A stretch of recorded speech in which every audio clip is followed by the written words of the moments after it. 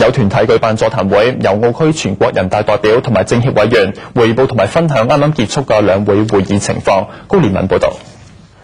4名澳區全國人大代表以及政協委員雷慶廷出席街總舉辦嘅傳達兩會精神大會，分享兩會會議以及今年政府工作報告嘅內容，特別提到中央十分關注澳門受金融危機衝擊影響嘅情況，並且將以大力支持澳門嘅經濟發展，